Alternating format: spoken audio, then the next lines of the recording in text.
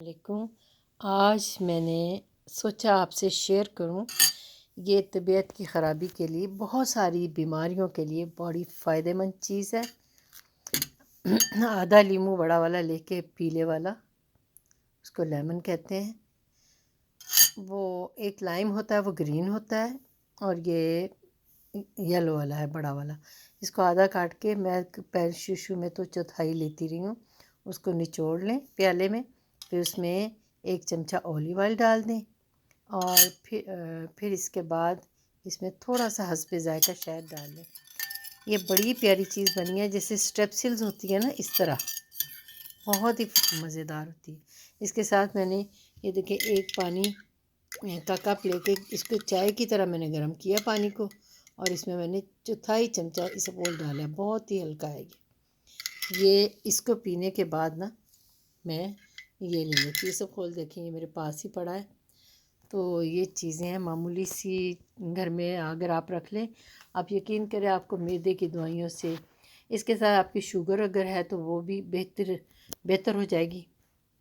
میرے میاں بھی کھا رہے ہیں، ہم تو تقریباً یہ 2-3 مہینے سے پی رہے ہیں۔ ان کی وزن کم ہوتا جا رہا تھا شوگر کی وجہ سے، انسولین لے رہے تھے، تو بہت ہی تشویش تھی مجھے۔ یہ مسلسل لینے سے ان کی شوگر کنٹرول ہو گئی ہے، وزن اور صحت بہتر ہو گیا ہے، اللہ کا شکر ہے۔ اب میں ہوپ فلی دعا کرتی ہوں کہ اللہ کرے کہ ان کی وہ بھی ٹھیک ہو جائے، انسولین بھی ختم ہو جائے۔